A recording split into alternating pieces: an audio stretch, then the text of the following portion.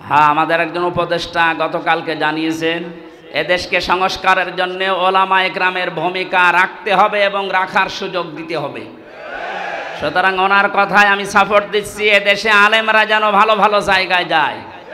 ধর্ম উপদেষ্টা উনি ঘোষণা দিয়েছে এদেশের আলেম এবং মাদ্রাসায় যারা পড়ে শুধুমাত্র মাদ্রাসা আর মসজিদ নিয়ে থাকলে হবে না, স্বপ্ন দেখতে হবে কিভাবে রাষ্ট্র চালানো যায়। কোনো মহিলার দরকার নেই।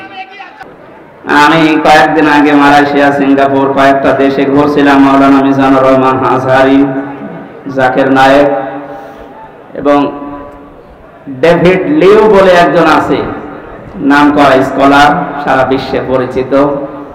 এই মানুষগুলোর সাথে আলোচনা ছিল, ওনারা জানাচ্ছিলেন যারা আমরা এই সুযোগটাকে যেন অন্যদিকে না নিয়ে যায়। এই জন্য ফরিদপুর থেকে শুরু করে এই যে পঞ্চগড়ে অনেকে এখন কাজে লেগে পড়েছে বিভিন্ন মিশনারির নাম দিয়ে। সাদা পোশাকে তারা আসতেছে, নারী আর পুরুষ সবার পোশাক সাদা। ওরা এখন খ্রিস্টান ধর্মের নাম না, ঈসাই ধর্মের নাম দিয়ে মানুষদেরকে ওই ধর্মে নিয়ে যেতে চেষ্টা চালাচ্ছে। এটা বিজয়ের বিপক্ষের অবস্থান। বিজয় আসলে আপনি দেখতে পাবেন দলে দলে মানুষ পালে পালে ইসলামে আসবে, খ্রিস্টান ধর্মে আসবে, হিন্দু ধর্মে আসবে, ইহুদি ধর্মে আসবে। এরকম কোনো কথা আল্লাহ পাক ঘোষণা দেননি। সুতরাং যারা এগুলো করছেন আপনাদের মতলব অন্যদিকে। আমি কথা বোঝাতে পারিনি, নিচে নামা যাচ্ছে না, সমস্যা আছে। সুতরাং এগুলো যারা করছেন আপনারা থামবেন। এ দেশের বিজয় মুসলমানেরা যখন এনে দিয়েছে, আল্লাহ যেটা জানাতে চায় দলে দলে পালে পালো মানুষ ইসলামে আসবে, এইটাই আমরা দেখতে চাই, অন্য কিছু না।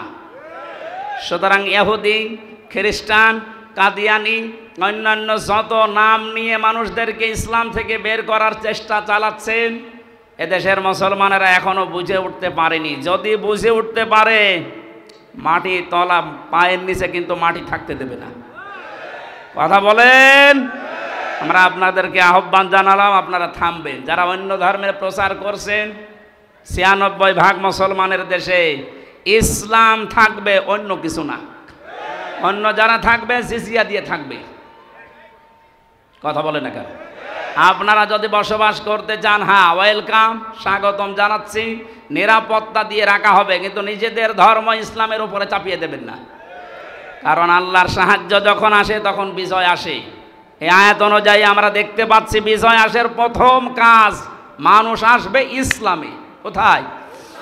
আফওয়াজা শব্দের শাব্দিক অর্থ আলেম যারা আছে জিজ্ঞাসা করেন তো। দলে দলে পালে পালে মানুষ ইসলামে আসবে। এর প্রমাণিত এই যে জমিন যার, তিনি এখানে নেই, কিন্তু আমরা হচ্ছি পাহারাদার। এ ধান আমরা বহু কষ্ট করে লাগিয়েছি সারাদিন। আপনারা যদি ধান তুলে ফেলতে চান ফেলেন, কিন্তু আর 10 মিনিট পরে, কারণ আর 10 মিনিট পরে মালিক আসবে, আমাদের বেতন দিয়ে দেবে, বেতন নিয়ে আমাদের সংসার চলবে। আপনি যদি এখনই তুলে ফেলেন, এখনো তো 5টা বাজেনি, মালিক এখনো আসেনি, উনি এসে যদি দেখে ধান সব তোলা হয়ে গেছে, আমাদের বেতন দেবে না। কথা বলে না কেন? আরো জরিমানা নিতে পারে যে তোরা থাকতে ধান তুললো কেন। আমারও প্রশ্ন হচ্ছে, মালিক যখন আসবে তার আগে 5টা পর্যন্ত পাহারা দেওয়ার দায়িত্ব এই লেবারদের, এই খাদেমদের। এই কথা বলেন। আমরা যেহেতু জমিনের কামলা, এই জমিনের মালিক না, এই জমিনে আল্লাহর দিন কায়েম করতে হবে। বিকাল 5টা মানে জীবনের শেষ দিন। জীবনের শেষ দিন পর্যন্ত যে থাকা লাগবে মাঠে ময়দানে, এ ঘোষণা আমি বানালাম। সূরা হিজর 14 নম্বর পারার 99 নম্বর আয়াত। এটা আল্লাহ পাক বলেন, ওয়াবুদ রাব্বাকা হাত্তা ইয়াতিয়াকাল ইয়াকিন। হে নবী, আপনার রবের ইবাদত করবেন, রবের জমিনে আপনি ইবাদত করবেন, কামলা দেবেন। কতদিন পর্যন্ত? যতদিন আপনার মরণ না আসে। তার মানে জমিনে দিন কায়েম করার জন্য চেষ্টা চালাতে হবে।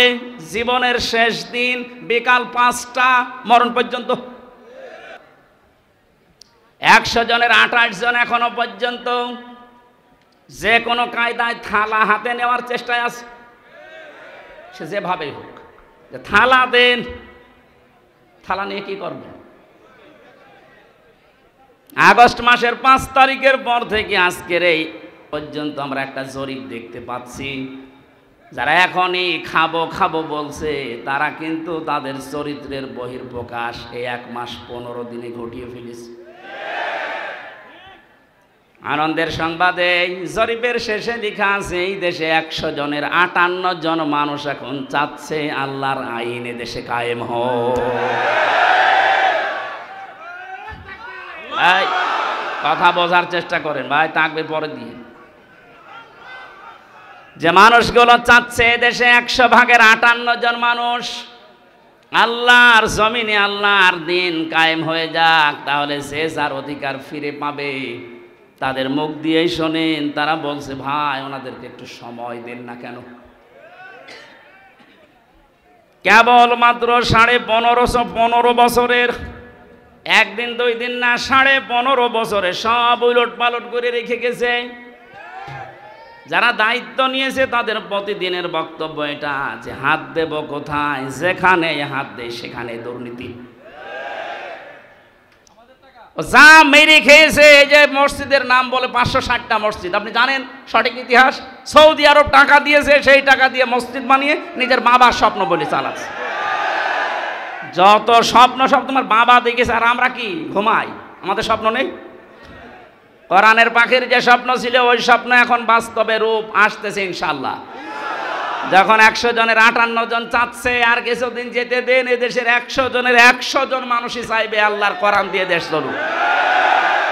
কারণ 53 বছর তো আমরা দেখলাম, একটু শোনেন, 53 বছরে বাবা চালিয়েছে, স্বামী চালিয়েছে, চাচা চালিয়েছে, ভাবি চালিয়েছে, বোনও চালিয়েছে, বাবু চালায়নি। আমরা দেখলাম কি হয়। এখন শুধু বাকি আছে আল্লাহর এই কোরআন দিয়ে দেশ চললে কেমন দেখা যায়, এটা আমরা দেখতে চাই। এই কথা বলেন না কেন? এটা দেখতে চাই না? এটা দেখবেন, এটা যদি কায়েম হয় তখন বুঝবেন যে কেমন সুন্দরভাবে দেশ চলছে। কেউ না খেয়ে থাকবেন ইনশাল্লাহ। আমরা যতটুকু আশা পাচ্ছি, দেখতে পাচ্ছি ভরসার জায়গা, এদেশের মানুষ যদি আর কয়েক % বেড়ে যায়, আর বাড়বে আমি আশা করছি। কারণ কয়েকদিন আগে এ জেলায় আসলে আমাদের মাজলিসুল মুফাসসিরিন বাংলাদেশ আলেমদের একটা সংগঠন আছে, তার কেন্দ্রীয় কমিটির সেক্রেটারি জেনারেল আপনাদের রংপুরের সন্তান আলহাজ মাওলানা নুরুল আমিন ভাইয়ের জন্য দোয়া চাচ্ছি। মঞ্চে বসা আছেন আমার বন্ধুবর মাওলানা আব্দুল মমিন, অন্যান্য ওলামা ইকরাম, আমি এনাদের নাম জানি না। দোয়া করছি আল্লাহ আলেমদের সম্মান মর্যাদা যেন আরো বাড়িয়ে দেন।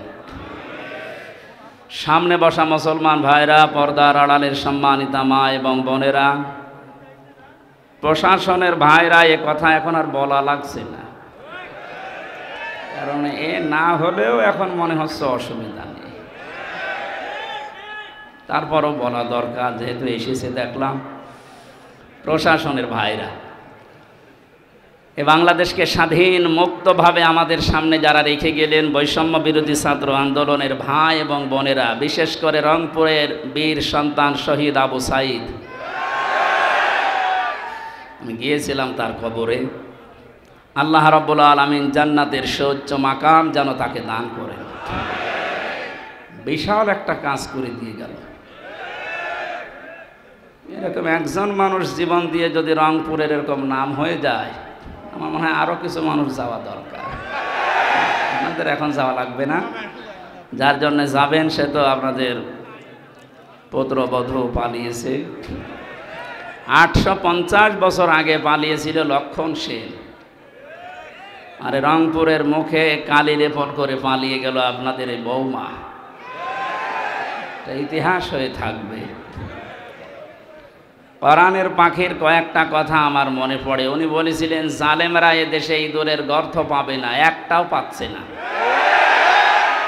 ইঁদুরের গর্ত যে পাচ্ছে না তার প্রমাণ হচ্ছে এই যে হাউং আঙ্কেল, কি নাম জানো? আমি কালকে গোয়েন্দা বিভাগের প্রধান যিনি, তার সাথে কথা বলেছি, বলছে হুজুর ও আছে, আমাদের কাছে আছে, 2-1 দিন পরেই ওরে আমরা ছাড়ব, মানে গর্থে লুকিয়ে আছে, ওরেও ছাড়া হবে। গতকালকে এক শয়তান ধরা পড়েছে, ডিবির মশিউর, একেবারে টাটকা নির্ভেজাল একটা শয়তান। আমি দেখিনি, পরবর্তীতে রিমান্ডে দেখেছি একবার। আমার মনে হয় শয়তান তো আমি জীবনে দেখিনি, যদি দেখতাম তো এরকম হইত। একেবারে নির্ভেজাল টাটকা একটা শয়তান আসে মাঝে মাঝে, এমন এমন গালি দেয় আলেমদের। জেলখানার ভেতরে সবচেয়ে এই লোকটার নাম বেশি পাওয়া গেছে 3 বছরে। আমার মনে হয় জামাত আর বিএনপির লোক যদি ওরে পায়, ওরে ছিঁড়ে খেয়ে ফেলবে, কারণ ও যা করিস। এখানে গর্থে লুকানোর জায়গা এদেশে আর নেই, কোনো গর্থ বাকি নেই। যেখানে যা লুকিয়ে আছে সব বের করে নিয়ে আসা হচ্ছে, কারণ কোনো জায়গা নেই আপনার জন্য। জালেমের জন্য পুরা জমিন আল্লাহ সংকীর্ণ করে দিয়েছে। যারা অনেকেই পাগলামি করছেন যে আমি পাশে আছি, চট করে ঢুকে পড়বো, আপনি আসেন, আপনি আসেন, আপনাকে আমরা ঢোকাচ্ছি। ঢোকাবো ঠিকই, জায়গা বানিয়েছিলেন আয়না ঘর, ওখানে ঢোকাবো। সুতরাং সবাইকে নিয়ে আমরা আল্লাহর দরবারে শুকরিয়া জানাচ্ছি যে স্বাধীন একটা মুক্ত জায়গায় আমরা এখন কোরআনের অনুষ্ঠান কোনো বাধা বিপত্তি ছাড়াই, অনুমতি ছাড়াই করতে পারছি। অথচ এই অনুষ্ঠানটা আগস্ট মাসের 5 তারিখে করতে হলে কমপক্ষে 14 জায়গায় অনুমতি নেওয়া লাগতো। অনুমতি যাদের কাছে নেওয়া লাগতো, একে একটা মানুষ, অন্য ধর্মের মানুষের কাছে হলেও আমরা মেনে নিতাম। মুসলমানের কোরআন মুসলমানের সামনে বলা হবে, আর ওর কাছে বলা লাগবে যে আপনি একটু লিখে দেন। কি হয়ে গেছে এখন, হাড়ে হাড়ে টের পাচ্ছে না। কোরআনের পাখি 2 নম্বরে জানিয়েছিল শুধু নাড়া দেওয়া হবে, দিল্লি গিয়ে পড়বেন, একেবারে তাই পড়িস। পৃথিবীতে এখন প্রায় 228টা রাষ্ট্র, স্বাধীন পরাধীন মিলে। আমার যা লেখাপড়া আমার এই আয়ত্তে বলছি, এখনো 7টা দেশ বাড়তেছে, 235টা দেশ হবে কয়েকদিন ইনশাআল্লাহ। 7 সিস্টার ভেঙে যাচ্ছে না? ওরা পাকিস্তান থেকে আমাদেরকে আলাদা করেছে, এই জন্যে নাকি ওরা আমাদের পরম বন্ধু। তা আমরা আপনাদেরকে আরো 7টা দেশ বের করে দিচ্ছি, আমরা আপনাদের বড় বন্ধু। আপনারা 1 ভাগ করে যদি বন্ধু হন, আমরা কয় ভাগ করছি? আরো বেশি হবে। কারণ উনি বলেছিলেন যে বাবরি মসজিদ যেভাবে টুকরা টুকরা করেছেন, আল্লাহর এই ঘরকে ভারত এত টুকরা করবে আল্লাহ ইনশাআল্লাহ। অত টুকরা হলেও অসুবিধা নেই। অনেকে মনে করে তাহলে রাষ্ট্র হয়ে যাবে এক জেলার মতো। হ্যাঁ, সিঙ্গাপুরে গেলাম, এই মাথা থেকে ওই মাথা মাত্র 43 কিলোমিটার। মাত্র 43 কিলোমিটার যদি একটা দেশ হয়, ভারতের তো 100টা দেশ হওয়া দরকার। হবে ইনশাআল্লাহ। তাহলে ভারতে আমার মনে হয় যেভাবে বাড়তেছে দেশ, 235টাও থাকবে না, 335টা হয়ে যাবে।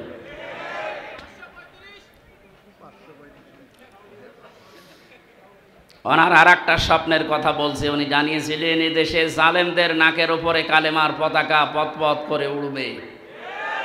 সেই স্বপ্নও বাস্তবায়ন হতে যাচ্ছে ইনশাআল্লাহ। আমরা কোরআনে কারিম থেকে যে আয়াত পড়েছি, তাফসীর আকারে কথা বলার চেষ্টা চালাবো।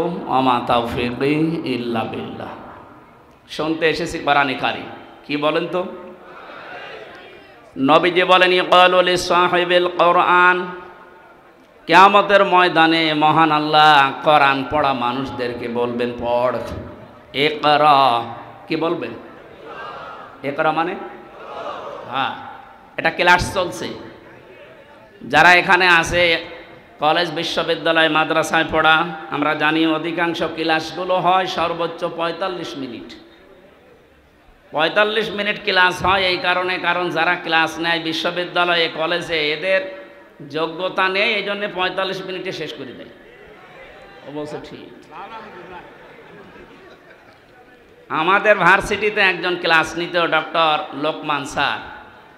ওনার যে যোগ্যতা কোরআনের ওপরে, হাদিসের ওপরে, আমার মনে হয় উনি 45 মিনিট না, 45 ঘন্টাও যদি ক্লাস নেয় কেউ মাথা তুলবে না। এত যোগ্যতা আল্লাহ তারে দিয়েছে। কিন্তু 45 মিনিট পরে ঘন্টা বেজে যায়, আর একজন আসে। কেন? বিজ্ঞান এই মাথা নিয়ে গবেষণা করে চালিয়েছে যে এখানে যে সমস্ত সিস্টেমগুলো আল্লাহ দিয়ে রেখেছেন, মানুষের কথা রিসিভ করার জন্য একটা জায়গা আছে, অক্সিপিটাল লব বলা হয়। এই জায়গাতে মানুষের কথাগুলো ধরে ক্যাচ করে রেখে দেয়। সর্বোচ্চ ৪৫ মিনিট কথা বলার পরে মানুষের এই জায়গা এখান থেকে আগেরটা আবার মুছে যায়, নতুন করে যেটা বলবেন ওইটা যোগ হয়। এই জন্য ৪৫ মিনিটের পরে ক্লাস নেওয়া ঠিক না, কারণ ক্লাস একটা গুরুত্বপূর্ণ জিনিস। বিশ্ববিদ্যালয়ে যারা ক্লাস নেয় ১ ঘন্টা ৪৫ মিনিট, তারা কমপক্ষে ২০ ঘন্টা পড়াশোনা করা লাগে। আগে ৪০-৫০টা বইয়ের রেফারেন্স আগে দেওয়া লাগে, নয়তো যারা সামনে বসে আছে আমাদের মতো শ্রোতা তো না, সব ওখানে মেধাবী ছাত্রছাত্রী বসে থাকে। এই জন্যে বলছি, এটা যেহেতু ক্লাস চলছে, ক্লাসের মতো আপনি অ্যাক্টিভ থাকবেন। এদিকে ওদিকে তাকানো, মোবাইল টেপা, ছবি তোলা সব বন্ধ করে দিন।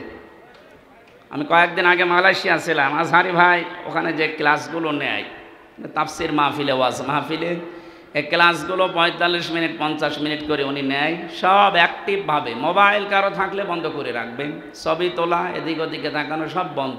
কারণ এখানে যে কথা হবে এর চাইতে গুরুত্বপূর্ণ কথা পৃথিবীতে আর নেই। বলেন, আমি যে শব্দ বললাম, কিয়ামতে আল্লাহ সাহেবে কোরআন যারা, তাদেরকে বলবেন পড়। কে বলবেন বলেন তো? কার সামনে বলেন না কেন? আল্লাহ নিজের সামনে দাঁড় করাবেন, বলবেন পড়। ইকরা। ইকরা কি? পড়া। কোরআন শরীফের ভেতরে ইকরা শব্দের অর্থ আমি পেয়েছি প্রধানত ৪টা। কোন মানুষ যদি কোরআন পড়তে চায়, কমপক্ষে ৪টা শর্ত তাকে মানা লাগবে। আল্লাযীনা আতাইনাহুমুল কিতাবা ইয়াতলুনাহু হাক্কা তিলাওয়াতি উলাইকা ইউমিনুনা বিহি ওয়া মান ইয়াকফুর বিহি ফাউলাইকা হুমুল খাসিরুন। সূরা বাকারা ১২১ নম্বর আয়াতে আছে, আল্লাহ পাক বলেন, যাদেরকে আমি এই কিতাব কোরআনে কারিম দিয়েছি, তারা তেলাওয়াত করলে কিতাবকে হক আদায় করে তেলাওয়াত করে। কি আদায় করে? তাহলে কোরআন যারা পড়বে তারা যেন হক আদায় করে পড়ে।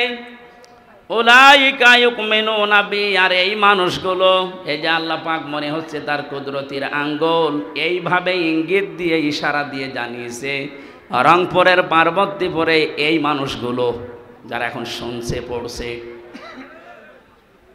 আমরা এখন আল্লাহর কুদরতি হাতের নিচে আছি, উনি যেন আমাদেরকে ইঙ্গিত দিচ্ছে যে এই মানুষগুলো, উলাইকা ইউমিনুনা বিহি, এরাই আমার কোরআনে বিশ্বাসী।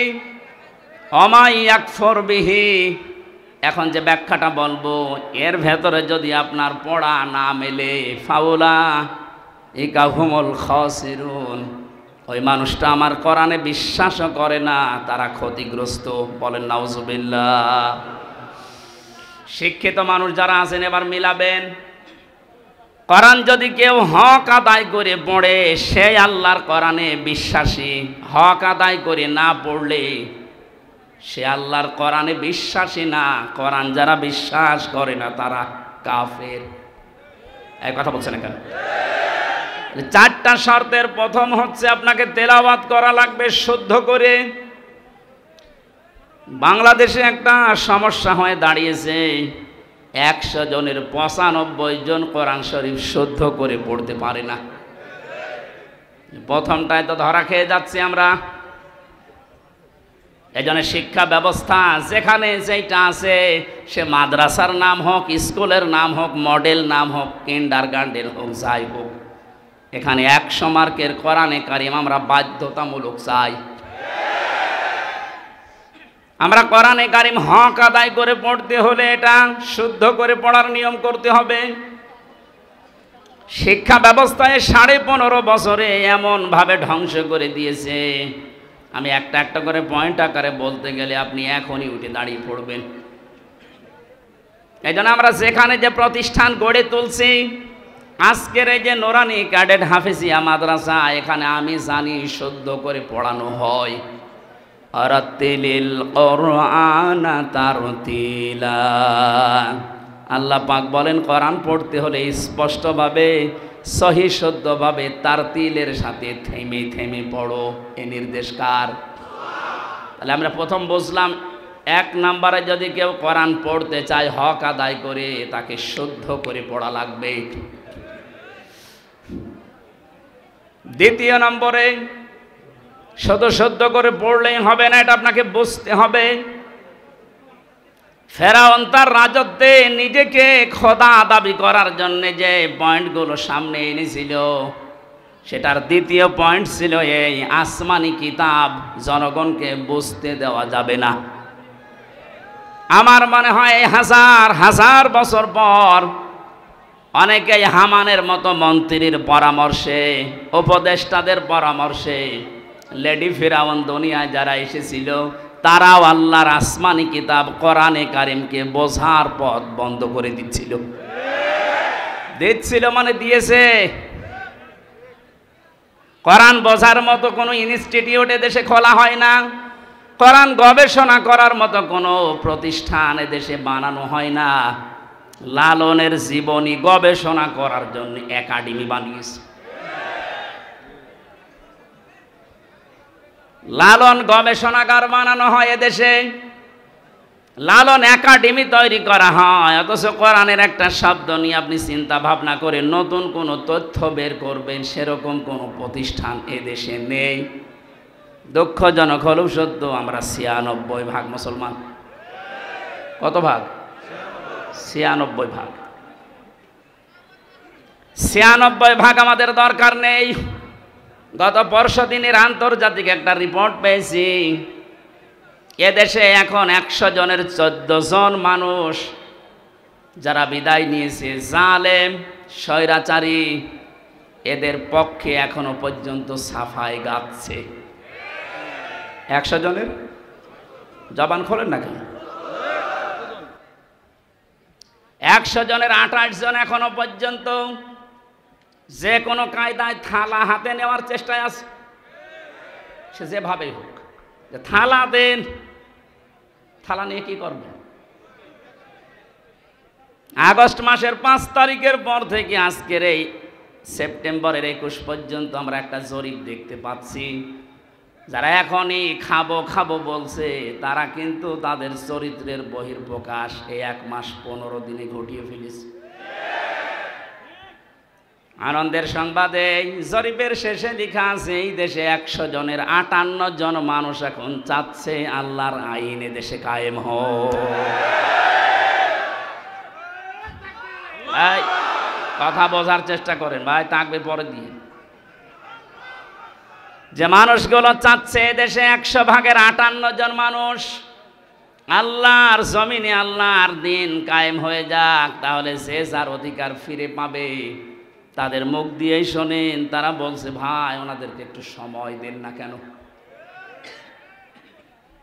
কেবল মাত্র ১৫ বছরের, একদিন ২ দিন না, ১৫ বছরে সব উলট পালট করে রেখে গেছে। যারা দায়িত্ব নিয়েছে তাদের প্রতিদিনের বক্তব্য এটা যে হাত দেব কোথায়, যেখানে হাত দেয় সেখানে দুর্নীতি। একটা দেশ কত বড় দুর্নীতিগ্রস্ত হলে কেন্দ্রীয় মসজিদের ইমাম পর্যন্ত পালিয়ে যায়।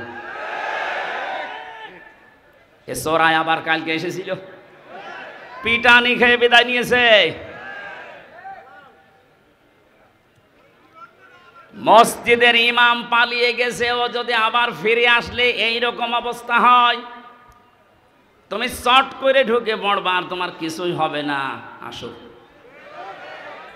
কথা বলেন না কেন? কিচ্ছু লাগবে না ভাই, যে খায় তাদেরকে দিবেন। এই কথা বলবেন না, যে যেখানে আছেন ওখানে বসেন।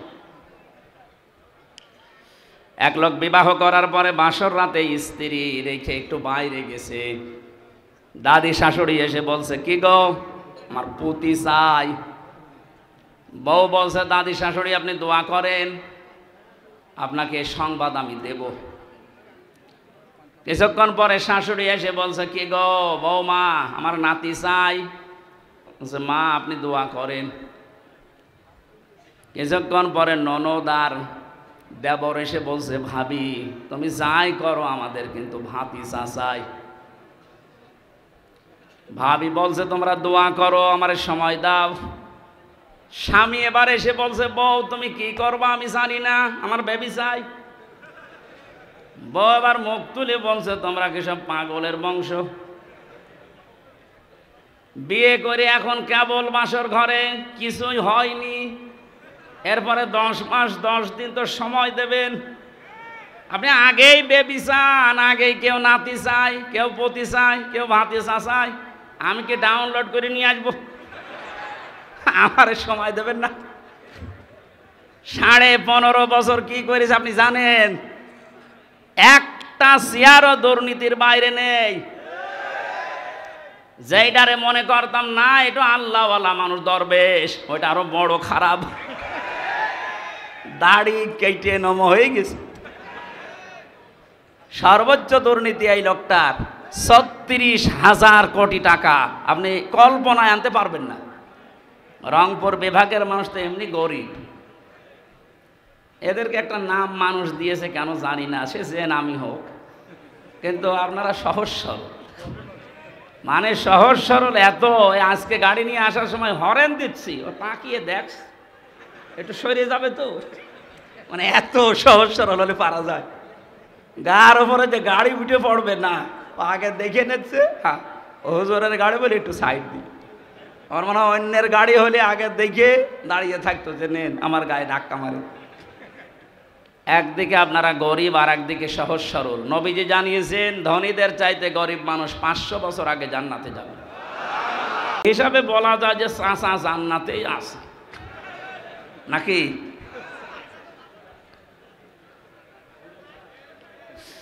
আমার ভাইরা যারা দায়িত্ব পেয়েছে সংস্কারের জন্য, যখন ছাত্ররা আপনাদের হাতে দিয়েছে, খুব তাড়াতাড়ি করেন, এদেশের কোনো চেয়ার যেন বাকি না থাকে, সবগুলো সংস্কার করেন। কারণ এই জালেমদের দোসর এইগুলো। 1628টা চেয়ার ছিল বাংলাদেশে, মেন চেয়ার, এই চেয়ার না, ওইগুলো, ওই চেয়ারগুলো দিয়ে এ দেশ পরিচালিত হতো, আর ডিরেকশন আর তো দাদার কাছ থেকে। সুতরাং আমরা চাই এদেশের এই 1628টা চেয়ারের একটা চেয়ারেও যেন কোনো জালেম না থাকে, জালেমের দোসররা না থাকে, সবগুলো সংস্কার করে নতুন মানুষ এনে বসান। হ্যাঁ, কথা বলেন না কেন? এটা করার জন্য আপনাকে সময় কিছুদিন দেওয়া লাগবে না, 10 মাস 10 দিন, নাই তো কি ফিলাক্সি লোড করে নিয়ে আসবে। এখনই খালি বারবার যে দেন থালা, থালা দেন, থালা নিয়ে করবেন কি? এ অবস্থায় যদি আবার ছেড়ে দেয় তাহলে এই 15 বছরের মতো দিনের ভোট রাতি হয়ে যাবে। এজন্য সংস্কার যখন চলছে, আমরা আহ্বান জানাই যারা দায়িত্বে আছেন, আপনারা একটা সম্মানজনক সময় নিয়ে তাড়াতাড়ি সংস্কার করেন। একটা জালেমের দোসরকেও আমরা আর দেখতে চাই না। আল্লামা মামুনুল হক কয়েকদিন আগে ঘোষণা দিয়েছেন, এই দেশে যেই মানুষগুলো জুলুম করেছে 1628টা, এর বাকি যারা জেলায়, উপজেলায়, থানায়, ইউনিয়নে যারা জালেম বলে চিহ্নিত, এদের ছবি মোড়ে মোড়ে টাঙিয়ে দেন, যেন জালেমরা কিয়ামতের আগে দেশে আসতে না পারে। এই দাবি আপনারা করেন না? কিয়ামতের আগে দেশে আর জালেমরা আসতে পারবে না, সব ছবি টাঙিয়ে দেন, আসুক।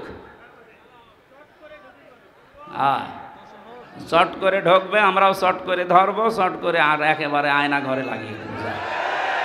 আমি 10 দিন ছিলাম মাত্র, এই আমার জীবন অতিষ্ঠ হয়ে গিয়েছিল। আর ব্যারিস্টার আরমান 8 বছর। আপনি ভাবতে পারেন কত বড় কঠিন জায়গা এটা।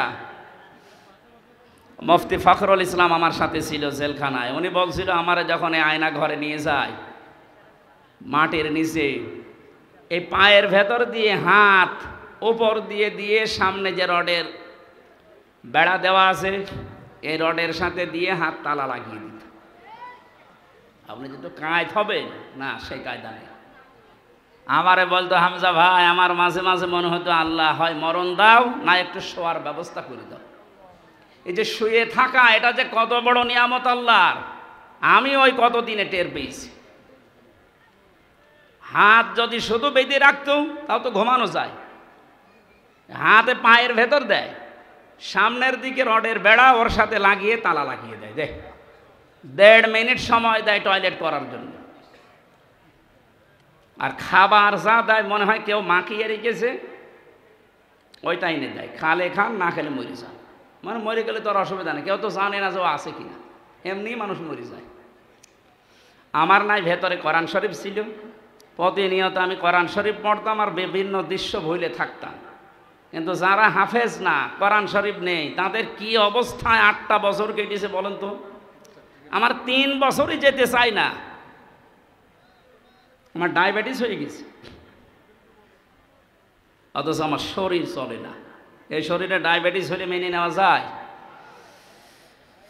কি কষ্ট দিয়েছিল ওই মানুষগুলোকে। আমার মনে হচ্ছে এই দেশের 18 কোটি মানুষ যদি এই জালেমকে মাফ করে দেয়, ব্যারিস্টার আরমানের বউ জীবনও মাফ করবে না। আপনারা করে দেন আপনাদের বৌমা, আমাদের বউ, আমার বউ তো মাফ করবে না, কারণ 3 বছর আপনি তার থেকে কি অবস্থায় রাখলেন। আমারই জেলে দিলে কোনো সমস্যা না, জেলে দিলে 7 দিন পর পর দেখা করা যায়, কথা বলা যায় মোবাইলে, আর আমার একেবারে বিচ্ছিন্ন। সরকারি মোবাইল তো কল্পনাই করা যায় না। দায়িত্বে যেগুলো দিত সবগুলো হিন্দু, সুভাষ দাস, সুব্রত বালা, দেবদাস, দেবদুলাল, এ নাম শুনলেই মনে হচ্ছে যে এ কিছু না কিছু করবে। এসে 24 ঘন্টা পায়ের কাছে হাতের কাছে বসে থাকবে। আমি তো কারোর সাথে কথা বলবো না। সবচাইতে বেশি ঝামেলায় লেগেছিল আমারে আর মাওলানা মামুনুল হক। আপনি কেন করলেন এইটা? এমনিতে জেলে দিতেন, আটকে রাখতেন, রাখেন। এই কয়েকদিন আগে আমার মামলা সব খারিজ হয়ে গেছে। মানে আগস্টের 5 তারিখের পরে যেই মামলা তুলেছে সব খারিজ করে দিয়েছে বিচারপতি। বলছে কি দেখে মামলার বিচার করবো, এর ভেতরে কোনো মাল নেই, যা। আমি বলতে গেলাম যে বিচারপতি, এ 3 বছর তো আপনার কাছেই ছিল, তখন তো বলেননি যে কোনো মাল নেই, এখন বলছেন কোনো মাল নেই, কি দেখে বিচার করব? উনি এইটাই বলতো যে হুজুর আমার হাত বাঁধা ছিল। কি ছিল?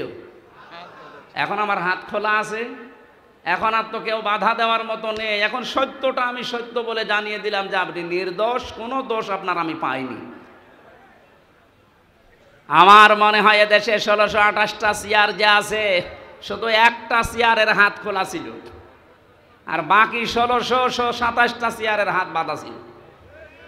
যারা লাফাতো এই কাকু থেকে শুরু করে হাসাও মাহমুদ থেকে, প্রত্যেকটা খালি আন্দাজে চাপা পিটা, ওদের কথায় বার্তায় কোনো মিল নেই। ওই একজনের শুধু হাত খোলা, উনি যা বলবে ওদের বলে আজকে এখন দিনে রাত 11টা 10 বাজে, ও যদি বলতো দিনের 11টা 10, এ জালেমের দোসরগুলো বলতো ঠিক আছে। এইরকম অবস্থায় পৌঁছিয়েছিল দেশটা। সেখান থেকে অন্তত আস্তে আস্তে যখন হাত খোলা আরম্ভ হয়েছে, আমরা চাই এদেশে কিয়ামতের আগে যেন আর কারো হাত বাঁধা না হয়। যে যেখানে আছে সব হাত খোলা থাকবে আবু সাইদের মতো। কথা বলেন ঠিক কিনা?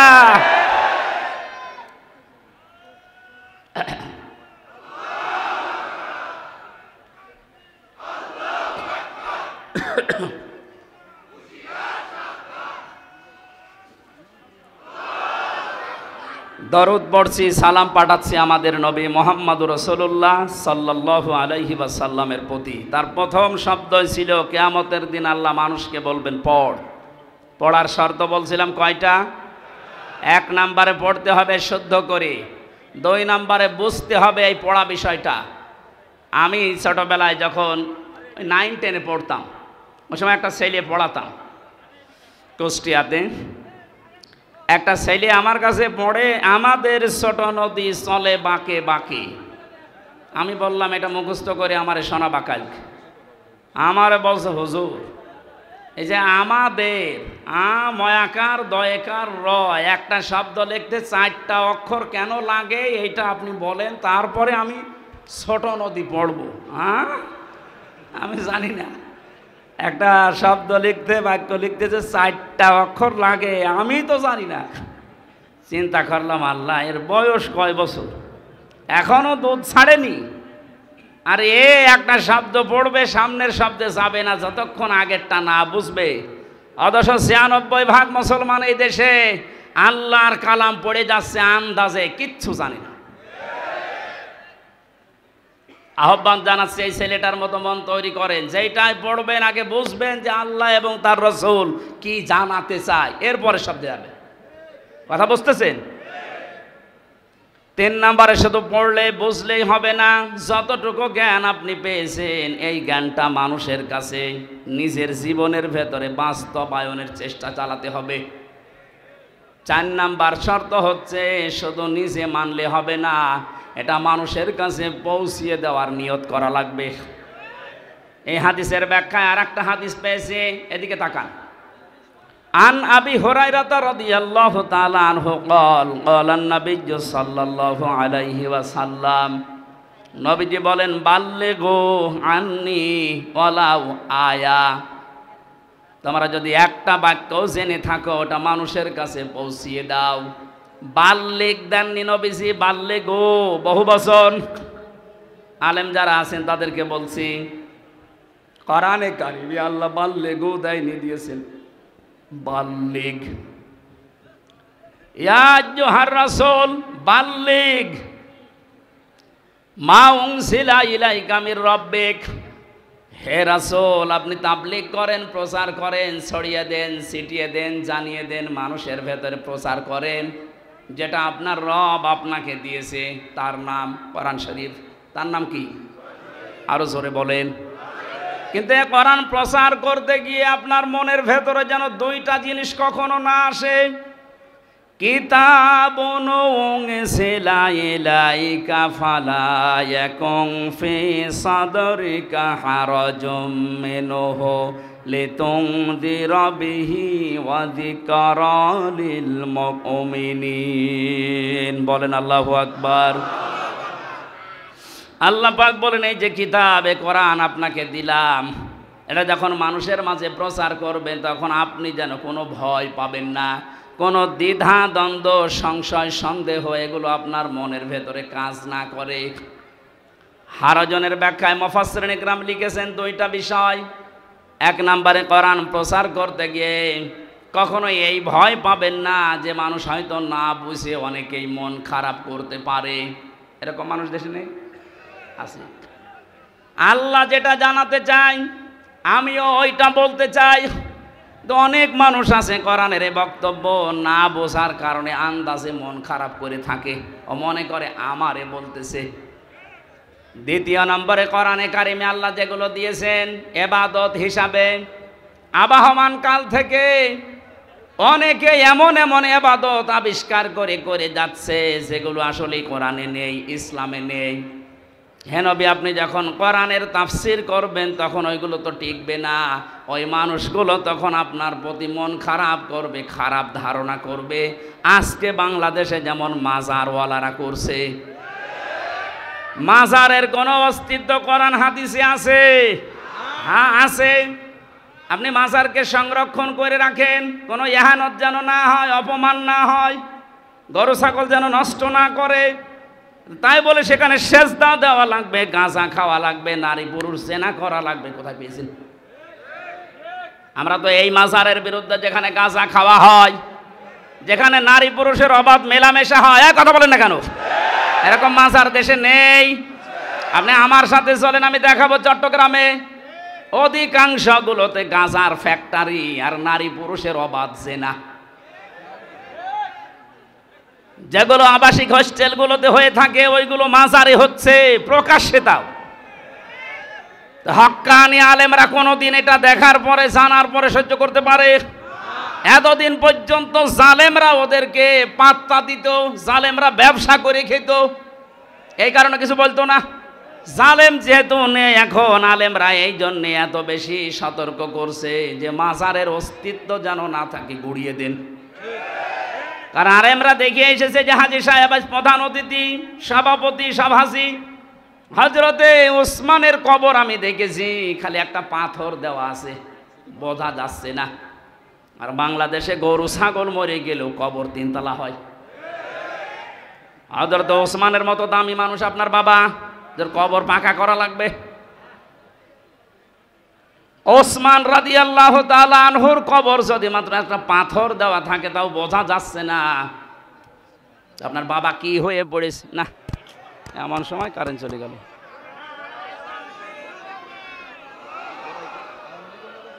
কোনো আওয়াজ আছে মাইকের? আমার গলা বসে যাচ্ছে আর আন্দাজে খালি দাওয়াত নেন বলে চিল্লাই। কি নিয়েছেন এই দাওয়াত? আমি বলে যে আমারে টাকা কম দিয়ে অন্তত মাইকটা ঠিক রাখেন। মাইক নিয়েছেন, গলাটা নষ্ট করার জন্য নিয়ে এসেছেন। এই আওয়াজ থাকলে আরো বাড়ান। আর আওয়াজ বাড়াবে কি? অত রওশনের সাথে মতো হয়ে গেছে, বাড়াবে কি? আর যা ছিল সবই দিয়ে দিয়েছে। সুবহানাল্লাহ, আলহামদুলিল্লাহ, লা ইলাহা ইল্লাল্লাহ, সুবহানাল্লাহ, এই লাগবে না, লা ইলাহা ইল্লাল্লাহ, মুহাম্মাদুর রাসূলুল্লাহ। এই কথা বন্ধ করেন, এমনি এটা ক্লাস চলছে বললাম কথা বন্ধ করেন। তাহলে বাল্যেগোর আমি ব্যাখ্যা করছিলাম যে বাল্যেগ না দিয়ে আল্লাহর নবী বাল্যেগও দিয়েছেন। এটা শুধু আমির হামজার কাজ না, যে যতটুকু জানবে ওইটাই তার প্রচার করা লাগবে, এটা ফরজ মনে করি। বাংলাদেশে দায়িত্ব যদি যিনি ছিলেন পালিয়েছে তিনি সহ যে সেখানে আমরা আছি মুসলমান যারা দাবি করি, প্রত্যেকে নবীর এই কথাকে যদি ফরজ মনে করে পালন করতে পারতাম, এই 15.5 বছরে কোনো কোরআনের মাহফিল বন্ধ হতো না। কারণ সবাই আমি প্রচার করি, যে যতটুকু জানি বাধা দেবে কে? বাধা দেবে তারও তো প্রচার করা ফরজ। কথা বলে না কেন? আমরা এই হাদিস না বোঝার কারণে আজ বহু বাধার সম্মুখীন হয়েছিলাম। এখন এটা যেহেতু মানুষ জানছে যে আমি যদি জানি কুল হুয়াল্লাহু আহাদ, এইটাও প্রচার করা নামাজের মতো ফরজ। তাহলে কোরআন পড়তে হবে। এই করার ব্যাখ্যা বললাম 4টা: শুদ্ধ করে পড়া, নিজে বোঝা, নিজে ওর ওপরে কাজ করা, আর এটা মানুষের কাছে পৌঁছিয়ে দেওয়া। আল্লাহ এই 4টা শর্ত যারা মানে তাদেরকেই বলেন উলাইকা ইউমিনুনা বি, এরাই কোরআনে বিশ্বাসী। আর এই 4টা যারা মানে না, শুদ্ধ করে হয়তো পড়ায় কিন্তু বোঝে না, বুঝলেও হয়তো ওটা জীবনে মানে না, মানলেও এটা যে প্রচার করা লাগবে এই কাজে সে নেই, এটাকে সে ফিতনা মনে করে না। প্রচার করতে গেলে না জানে আবার কে কি মনে করে, মন খারাপ করে কিনা, না বুঝে আবার উল্টাপাল্টা ধারণা আসে কিনা, সমস্যা হয় কিনা, এই জন্যই তো অনেকে চুপ থাকে। কথা বলেন। আমার রিমান্ডে 10 দিনে একই প্রশ্ন করেছিল যে অত বেশি বলার দরকার কি? আপনি চুপ থাকতে পারেন না, তাহলে তার এই মাটির নিচে আসা লাগে না। তাহলে ওরাও জানতো যেটা প্রচার করা, ও যা বলে বানিয়ে তো বলে না, সঠিক কথাই বলে, কিন্তু ওর মুখ বন্ধ করা লাগবে। যেন এমন এমন কড়া কড়া কাজ করেছিল আমার সাথে। আমার 11 ঘন্টা টাঙিয়েছি, কালো কাপড় দিয়ে চোখ বেঁধে, সামনে না পেছনে হাত বেঁধে, ডান্ডা বেড়ি লাগিয়ে মাথায় দড়ি দিয়ে টাঙিয়েছি। 1-2 ঘন্টা 5 ঘন্টা 11 ঘন্টা আমার নামাজ পড়তেও দেয়নি। 4 ওয়াক্ত নামাজ আমি আন্দাজে পড়েছি, কারণ সব বাধা। 1.5 মিনিট 2 মিনিট সময় দিতে খালি প্রসাব করে আসি, মাটির নিচে তো কিছু বোঝা যায় না। এরপরে শেষে যখন আর রাজি হয়নি, বলছে এই আকিজ গ্রুপে আমি চাকরি করতাম, আকিজের বিরুদ্ধে বলা লাগবে। সর্বশেষ বলেছিল জামাতে ইসলামী বাংলাদেশ এবং ছাত্র শিবিরের বিরুদ্ধে যে কথাগুলো লিখে দিলাম, ওরা জঙ্গি সংগঠন, এগুলো বলা লাগবে। যদি না বলেন আপনার বউ তুলে নিয়ে আনবে। বলেন কোথায় ওদের চরিত্র পৌঁছিয়েছিল? যেগুলো অফিসার ছিল আমার মনে হয় সবগুলো বাইরের দেশ থেকে ট্রেনিং দেওয়া। এদের চরিত্র এত খারাপ, আল্লাহর ভুল ধরতো মাঝে মাঝে। আরে ভাই, তুই আমার মামলার বিষয়ে জিজ্ঞাসা কর যে এই বিষয়ে আপনি কিছু জানেন কিনা। না, ও আল্লাহর ভুল ধরে। অথচ মুসলমান। নাম জাহিদুল ইসলাম, নাম আতিকুল ইসলাম, শেখ ইমরান, ডিসি মান্নান, আসাদুজ্জামান, মনিরুল ইসলাম, কি সুন্দর সুন্দর নাম দেখেছে। আসাদুজ্জামান মানে কি? জামানার বাঘ। মনিরুল ইসলাম স্ট্যাটাস দিয়েছে কালকে, এই শয়তানরা যদি দেশের মানুষ ধরতে পারে, জঙ্গির নাটক সাজিয়ে বিনা কারণে হাজার হাজার মানুষের জীবন নষ্ট করেছে। জঙ্গি। কিসের জঙ্গি? হ্যাঁ, ওরা নিজেরাই জঙ্গি। এই দোষটাকে অন্যের ঘাড়ে চাপিয়ে কি করে দেশের ইসলামপন্থী যারা আছে তাদেরকে কাবু করা লাগবে, ঘায়েল করা লাগবে। আর বাইরের দেশকে এই ইস্যুটা কাজে লাগিয়ে কিভাবে অবৈধ ক্ষমতায় থাকা যায়, তাছাড়া কিচ্ছু না। 3 বছরে তো আমি কোনো জঙ্গি পাইনি। কয়েকজন আছে জেলখানা একটু উগ্র, জঙ্গি না। জঙ্গি কোথায় পাচ্ছেন? দেশে কিছু উগ্র মানুষ আছে, এই মানুষগুলোকে এরা জঙ্গি বলে বাইরের দেশকে দেখায় যে দেশে আছে। আমরা যদি না থাকি এ দেশ জাহান্নাম হয়ে যাবে। তোমরা থেকে কি করেছো? খালি টাকা পাচার করেছো। টাকাগুলো সব ফেরত নিয়ে আসা হবে। এ দাবি আপনি করেন না? কারো টাকা বাইরে না থাকবে, সব টাকা ফেরত নিয়ে আসা হবে। যারা টাকা আনতে পারবে না তাদের বউ ছেলে মেয়ে সব রাষ্ট্রের কাজে লাগানো হবে। আর ওদের 14 বংশ এ দেশে অবৈধ ঘোষণা করা হবে যদি টাকা বাইরে থেকে না নিয়ে আসতে পারেন। টাকা আপনার বাবার টাকা নাকি? রংপুরের খেটে খাওয়া মানুষের এই ঘাম ঝরানো পয়সা আপনি 36,000 কোটি টাকা পাচার করলেন। আপনি মানুষ, আপনাকে তো 100 বার টোকরা করলেও এ দেশের মানুষের ঝাল মিটবে না। কালকে বাংলাদেশের সর্বোচ্চ জায়গায় যারা আছে তাদের ভেতরে একজন, আমি নাম নিলাম না, উনি ঘোষণা দিয়েছেন আল্লামা সাঈদীকে যেভাবে ফাঁসি দেওয়া হয়েছিল বিনা দোষে বিনা কারণে, ফাঁসির রায় দিতে তো পারেনি, শেষে যাবজ্জীবন দিয়েছে, আমৃত্যু দিয়েছে। কিন্তু যারা দিয়েছে ওদের বিরুদ্ধে একটাও মিথ্যা কথা বলা লাগবে না, শুধু সত্য কথা দিয়েও যদি বিচার করা যায় তাহলে 1000 বার ওকে ফাঁসি দেওয়া যাবে। 1000 বার। কি করেছেন আপনি নিজে নিজে ভাবে। অনেকে বলছে যে কিছুই করেনি, পদ্মা সেতু বানালো। কিসের পদ্মা সেতু বানিয়েছে? যা মেরে খেয়েছে। এই যে মসজিদের নাম বলে 560টা মসজিদ, আপনি জানেন সঠিক ইতিহাস? সৌদি আরব টাকা দিয়েছে, সেই টাকা দিয়ে মসজিদ বানিয়ে নিজের বাবার স্বপ্ন বলে চালাচ্ছে। যত স্বপ্ন সব তোমার বাবা দেখেছে, আর আমরা কি ঘুমাই? আমাদের স্বপ্ন নেই? কোরআনের পাখির যে স্বপ্ন ছিল ওই স্বপ্ন এখন বাস্তবে রূপ আসতেছে ইনশাআল্লাহ। যখন 100 জনের 58 জন চাচ্ছে, আর কিছুদিন যেতে দেন, এই দেশের 100 জনের 100 জন মানুষই চাইবে আল্লাহর কোরআন দিয়ে দেশ চলুক।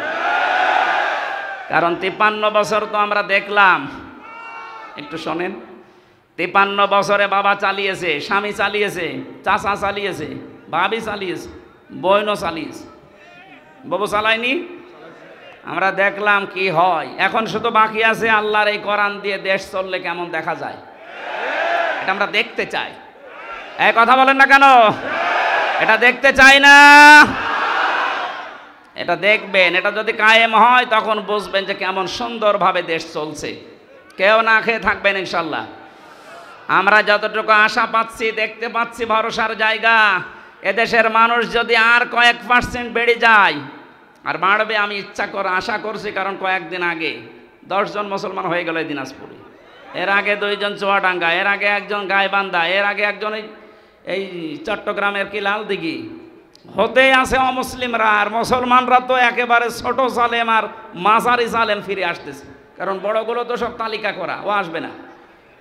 আমার কুষ্টিয়ার যে 2 জন ছিল তালিকা, কোথায় যে পালিয়েছে, ওর বাড়ির ইট পর্যন্ত মানুষ খুলে নিয়ে চলে গেছে, পায়খানার প্যানও খুলে নিয়ে গেছে। যা, আমার মাঝে মাঝে মনে হয় আবু জেহেলের বাড়ি যদি পায়খানা হতে পারে, কারণ ও ওখানে বসে বসে সলা পরামর্শ করত নবীর বিরুদ্ধে, ইসলামের বিরুদ্ধে। কথা বলেন না কেন? এই জন্য আল্লাহ ওই জায়গাটাকে অভিশপ্ত করে দিয়েছে। ওই জায়গাটাও এখন ইন্টারন্যাশনাল পায়খানা। আমি হজে যখন উপর দিয়ে ঘুরছিলাম, আমার পেটে ব্যথা করছিল। হঠাৎ ওই জায়গায় গেলাম, যে দাঁড়িয়ে আছে, এক পুলিশকে বলছি, হে ভাই, আমার তো পেটে ব্যথা করছে, এতক্ষণ তো ভালোই ছিলাম। আমারে বলছে, ইয়া হাজি ওর হজ্জা, তাই না বিলাদুকা। হাজি দেশ কোথায়? যেহেতু মেন বাংলাদেশ, আমি বাংলাদেশ থেকে এসেছি। আমারও বলছে, আপনি জানেন না এটা কোন জায়গা? না তো। আবু জাহেলের বাড়ি। আপনি এখনও পায়খানা না করে দাঁড়িয়ে আছেন, তাড়াতাড়ি করে। ওই কাজ করে দেখে আমার পেটের ব্যথা ভালো হয়ে গেছে। তার মানে আল্লাহ আমাকে বোঝাতে চাইছে যে হামজা, এত লক্ষ টাকা খরচ করে আসলে আর ওই শয়তানের মুখে পায়খানা না করে চলে যাবা, তাড়াতাড়ি কর। কাবার পাশে ওর বাড়ি, এত দামি জায়গা, শুধু ইসলামের বিরুদ্ধে অবস্থান নিয়ে জালেমের থাকার জায়গা যদি আল্লাহ গজবের জায়গা বানিয়ে দেয়, এ বাংলাদেশেও যে সমস্ত জায়গায় বসে বসে আলেমদের বিরুদ্ধে ইসলামের বিরুদ্ধে ষড়যন্ত্র করত, ওই জায়গাগুলো জাতীয় পায়খানা বানানো। আমার কে বললাম বুঝে বলছেন তো ঠিক নাকি আন্দাজে? আবু জেহেলের বাড়ির সাথে এ বাড়ির যাদের মিল আছে, সে যে নম্বরই হোক, এই নম্বরগুলো আমরা পায়খানা বানাতে চাই। সারা বিশ্বের মানুষ দেশ দেখতে আসবে আর জানবে যে এই জায়গায় গেলে পেটে ব্যথা হবে। কথা বলে না কেন? কারণ এই গজবের জায়গা এগুলো, যেখানে ইসলামের বিরুদ্ধে ষড়যন্ত্র হয়তো বসে বসে দুর্বিসন্ধি করত, কি করে আলেমদের ফাঁসি দেওয়া যায়, কি করে আলেমদের আটক করে রাখা যায়। মামলাটা আমার 31 বার উঠেছিল, জামিন দেয়নি, অথচ জালেম চলে যাওয়ার পরেই মামলা তুলেছি, কোনো কিচ্ছু নেই, একবারে খালাস করে দিয়েছি। তার মানে ওর হাত ছিল। বিচারপতি কারবার বলতো আমার কাছে কেন আসেন, হাইকোর্টের বিচারপতি বলছে আমার কাছে কেন আসেন, আমার হাত বাঁধা, উপর থেকে যতক্ষণ পর্যন্ত আল্লাহর ওই অলি সিগন্যাল না দেবে কিছুই করার নেই। কোথায় ছিলাম আমরা, বিচার ব্যবস্থাকে কোথায় পৌঁছিয়ে দিয়েছে। আজকে প্রধান বিচারপতি যে কথাগুলো জানিয়েছে, আমার মনে হয় এই কথাগুলো বাংলাদেশে অতি শীঘ্রই অতি দ্রুত কার্যকারী করা দরকার। তাহলে ন্যায় বিচার এদেশে কায়েম হবে ইনশাআল্লাহ।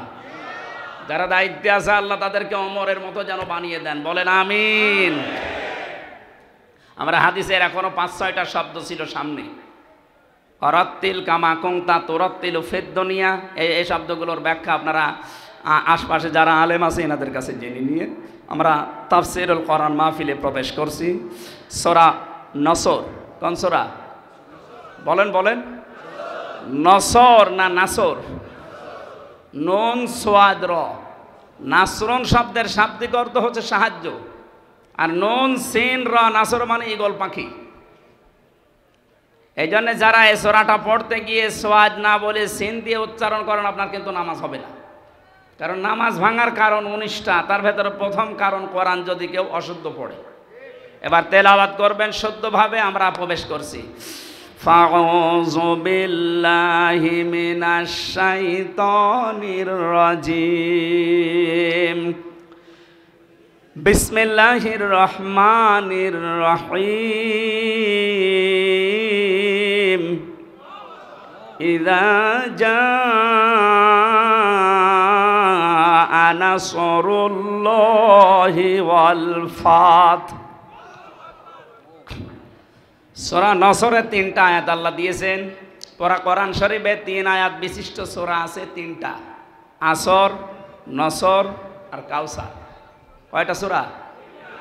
এর ভেতরে মাত্র 3টা আয়াত আছে। আমার তো যতটুকু কোরআনের উপরে পড়াশোনা করা আছে, এই নসরের ভেতরে আল্লাহ এত কথা দিয়েছেন, তাফসীর আকারে যদি আমি কিয়ামত পর্যন্ত হায়াত পাই তাও এত কথা শেষ করা সম্ভব না। এত কথা এই সূরার ভেতরে আছে। নসর শব্দের শাব্দিক অর্থ সাহায্য। আল্লাহ বলেন যখন আসবে আমার সাহায্য তখন আপনি বিজয় দেখতে পাবেন। তাহলে বিজয় আসার শর্ত সাহায্য। বিজয় আসার শর্ত কি? এই 15.5 বছর পরে যে বিজয় এসেছে এটা আল্লাহর সাহায্যে এসেছে। মাধ্যম বৈষম্য বিরোধী ছাত্র আন্দোলনে যারা জীবন দিল এরা মাধ্যম, আর যারা 2700 এখনো হাসপাতালের বেডে কাতরাচ্ছে।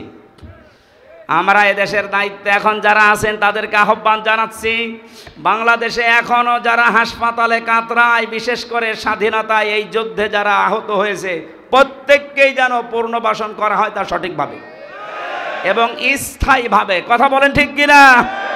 এরা জীবন্ত শহীদ, কারো চোখ নেই, কারো পা নেই। আমি কুষ্টিয়া হাসপাতালে এই 6 তারিখে গিয়েছিলাম দেখার জন্য। 5 তারিখে স্বাধীন হয়েছে, 6 তারিখে সকালে গিয়ে দেখি একজনের অন্ডকোষ উড়ে গেছে, একজনের চোখ উড়ে গেছে। আমার যতটুকু সামর্থ্য ছিল আমার বাবার, আমি নিজের পক্ষ থেকে বাড়িগুলো ওই শহীদদের বাড়ি গিয়ে সাহায্য করে এসেছি। রাষ্ট্রকে আহ্বান জানাচ্ছে আপনারা এগিয়ে আসেন। এই দরবেশের টাকা এবং এই জালেমাদের টাকা পয়সা সবগুলো বাজেয়াপ্ত করে এদের পেছনে খরচ করে। আমার ভাইরা, এজন্য যে বিজয় আমরা পেয়েছি এটা আল্লাহর সাহায্যে, তাছাড়া সম্ভব ছিল না। 15.5 বছর এদেশে বহু মানুষ চেষ্টা চালিয়েছে, পারে নাই। আমার মনে হচ্ছে আবু সাইদ, মুগ্ধ, রায়হান, ইয়ামিন সহ এই ছেলে মেয়েদেরকে আমার আল্লাহ পাক এই দেশে আবাবিল পাখির মতো পাঠিয়েছে। ইযা জাআ নাসরুল্লাহি ওয়াল ফাত, যখন আসবে আল্লাহর সাহায্য, হে নবী আপনি বিজয় দেখতে পাবেন। আর বিজয় যখন আসবে, যে 7টা জিনিস পর পর দেখা যাবে, তার 1 নম্বরে অরাআইতান নাসা ইয়াদখুলুনা ফি দীনিল্লাহি আফওয়াজা, আপনি দেখতে পাবেন দলে দলে পালে পালে মানুষ ইসলামে প্রবেশ করছে। কোথায়? বলেন বলেন। এই সুযোগটাকে যেন অন্যদিকে না নিয়ে যায়। এই জন্য ফরিদপুর থেকে শুরু করে এই যে পঞ্চগড়ে অনেকে এখন কাজে লেগে পড়েছে বিভিন্ন মিশনারির নাম দিয়ে। সাদা পোশাকে তারা আসতেছে, নারী আর পুরুষ সবার পোশাক সাদা। ওরা এখন খ্রিস্টান ধর্মের নাম না, ঈসাই ধর্মের নাম দিয়ে মানুষদেরকে ওই ধর্মে নিয়ে যেতে চেষ্টা চালাচ্ছে। এটা বিজয়ের বিপক্ষের অবস্থান। বিজয় আসলে আপনি দেখতে পাবেন দলে দলে মানুষ পালে পালে ইসলামে আসবে, খ্রিস্টান ধর্মে আসবে, হিন্দু ধর্মে আসবে, ইহুদি ধর্মে আসবে। এরকম কোনো কথা আল্লাহ পাক ঘোষণা দেননি। সুতরাং যারা এগুলো করছেন আপনাদের মতলব অন্যদিকে। আমি কথা বোঝাতে পারিনি, নিচে নামা যাচ্ছে না, সমস্যা আছে। সুতরাং এগুলো যারা করছেন আপনারা থামবেন। এ দেশের বিজয় মুসলমানেরা যখন এনে দিয়েছে, আল্লাহ যেটা জানাতে চায় দলে দলে পালে পালো মানুষ ইসলামে আসবে, এইটাই আমরা দেখতে চাই, অন্য কিছু না। সুতরাং ইহুদি, খ্রিস্টান, কাদিয়ানি, অন্যান্য যত নাম নিয়ে মানুষদেরকে ইসলাম থেকে বের করার চেষ্টা চালাচ্ছেন, এদেশের মুসলমানেরা এখনো বুঝে উঠতে পারেনি। যদি বুঝে উঠতে পারে, মাটি তলা পায়ের নিচে কিন্তু মাটি থাকতে দেবে না। কথা বলেন। আমরা আপনাদেরকে আহ্বান জানালাম, আপনারা থামবেন। যারা অন্য ধর্মের প্রচার করছেন, 96% মুসলমানের দেশে ইসলাম থাকবে, অন্য কিছু না। অন্য যারা থাকবে জিজিয়া দিয়ে থাকবে। কথা বলে না কেন? আপনারা যদি বসবাস করতে চান, হ্যাঁ ওয়েলকাম, স্বাগতম জানাচ্ছি, নিরাপত্তা দিয়ে রাখা হবে, কিন্তু নিজেদের ধর্ম ইসলামের উপরে চাপিয়ে দেবেন না। কারণ আল্লাহর সাহায্য যখন আসে তখন বিজয় আসে। এই আয়াত অনুযায়ী আমরা দেখতে পাচ্ছি বিজয় আসার প্রথম কাজ, মানুষ আসবে ইসলামে। কোথায়? আফওয়াজা শব্দের শাব্দিক অর্থ আলেম যারা আছে জিজ্ঞাসা করেন তো। দলে দলে পালে পালে মানুষ ইসলামে আসবে, এর প্রমাণিত এই যে দিনাজপুরের 10 জন মুসলমান হয়ে গেল। তা আপনি আবার কোত্থেকে কি ঈসাই ধর্ম নিয়ে আসতেছেন? এবার আসেন তো শব্দের দিকে তাকায়। আল্লাহ পাক বলেন, হে নবী আপনি দেখতে পাবেন মানুষগুলো দলে দলে পালে পালে প্রবেশ করছে ফি দীনিল্লাহ, আল্লাহর দিনে। কার দিন? বলেন তো দিন কার? আরো জোরে। আমাদের নাকি দিন? দিন আল্লাহর। আমরা হচ্ছে দিনের খাদেম, কামলা, লেবার, মনীষ, ভিত্ত। আমরা কেউ এ দেশে দিনের মালিক না, আমরা সবাই দিনের খাদেম। দিনের খাদেমে কথা বলতে লজ্জা হয়, শরম লাগে, নিজেকে ছোট মনে হয়। আরে বিশ্ব নবী ছিলেন দিনের খাদেম। প্রচার করতে গিয়ে যখন কাফেরেরা পাথর দিয়ে আঘাত করত, ঢেকে ফেলতেন মারতে মারতে, হযরতে জিবরাইল এসে যখন পাথরগুলো সরিয়ে ফেলেন, নবীজি আহত অবস্থায়, ক্ষত বিক্ষত অবস্থায়, কথা বলতে পারেন না, এমন কঠিন অবস্থায় বলতেন, ইয়া আখি জিবরাইল, হে ভাই জিবরাইল, আমার কাজটা সকালবেলা থেকে কি? অন্য কোনো কাজ আছে আমার? ফেরেশতা জিবরাইল বলতেন, ইয়া রাসূলুল্লাহ, আল্লাহ পাক আমাকে জানাতে চেয়েছেন, বলতে বলেছেন এই কথা যে সকালবেলা থেকে আপনার কাজ এই দিনের খেদমত করা, কারণ দিন প্রচারের জন্য দিনের খাদেম হিসাবে আল্লাহ আপনাকে পাঠিয়েছেন। দিনের মালিক নবীজিও না, দিনের খাদেম ছিলেন তিনি। আমরাও দিনের খাদেম। বাস্তবতা এবার সামনে নিয়ে আসছি আমরা। আজ 53 বছরে দিনের খেদমত করছে এদেশের অনেক মুসলমানেরা, চেষ্টা চালাচ্ছে দিনের খেদমতের যে সমস্ত পর্যায়গুলো আছে, মানুষকে দিনের দিকে নিয়ে আসা, ডাকা, দিনকে আল্লাহর জমিনে কায়েম করা, যে যেভাবে পারছি আমরা চেষ্টা করছি। কিন্তু দেখতে পাচ্ছি আমাদের এই বাধা দেওয়ার জন্য অনেকে উঠে পড়ে লেগেছে। আজকের মাহফিলের সভাপতি বাবুল সাহেব, উনি যদি বলে আমাদের 10 জনকে যে আপনাদের আমরা কামলা নিলাম, আপনি এই 2 বিঘা জমি ধান লাগিয়ে দেন, আমরা 10 জন মিলে ধান লাগাচ্ছি, বিকাল 5টা পর্যন্ত আমাদের ডিউটি, উনি বিকাল 5টা এসে আমাদের বেতন দিয়ে দেবেন। বিকাল 5টা বাজতে আর মাত্র 10 মিনিট বাকি আছে।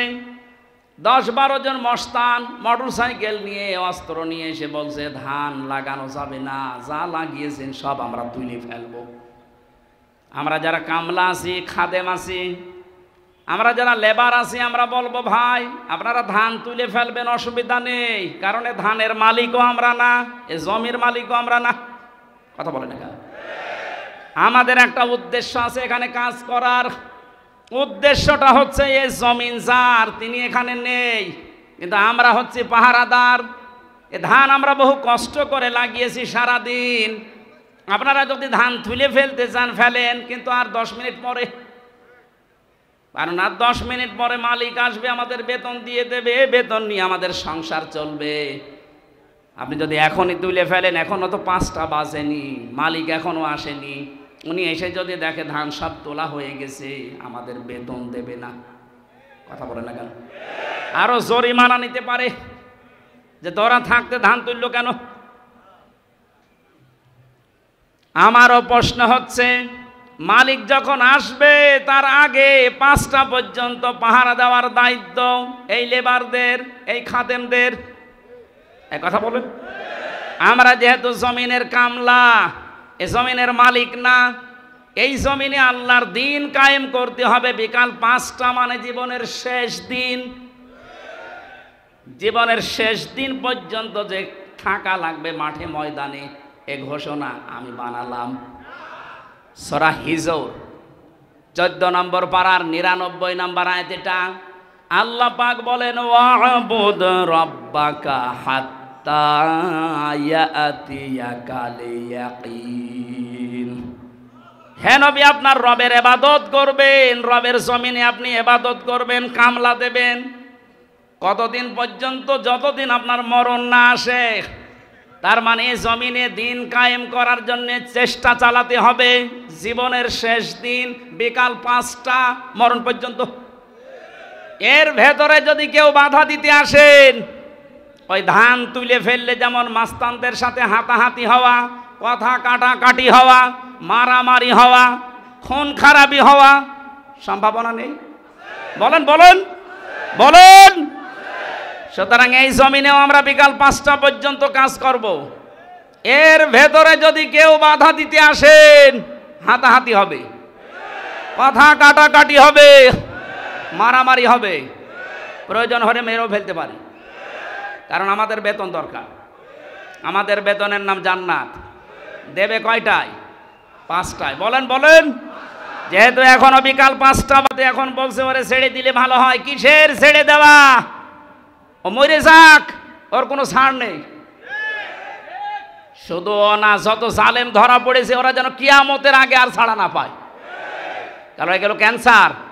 এ বের হলে আবার ইসলামের বিরুদ্ধে ষড়যন্ত্র করবে, ধান তুলে ফেলবে। এক কথা বলেন না কেন? আমি জেলে বসে আছি আর আমার নামে তালিকা করেছে 116 জনের ভেতরে আমার নাম আছে। আরে বেটা, আমি তো বসে আছি 3 বছর। কত বড় শয়তান দেখেছেন? আর ওরা নাকি এখন ছেড়ে দেবে।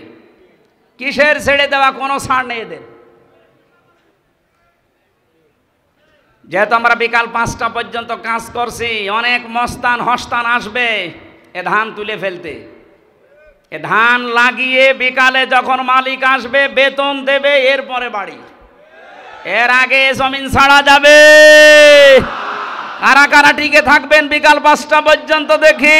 লিল্লাহে তাকবীর। দিন ইসলাম, দিন ইসলাম, আল কোরআনের আলো, দুনিয়ার মুসলিম, এক হও, লড়াই করো, নারায়ে তাকবীর। আমির হামজা ভাই এগিয়ে চলো। আলহামদুলিল্লাহ ভাই।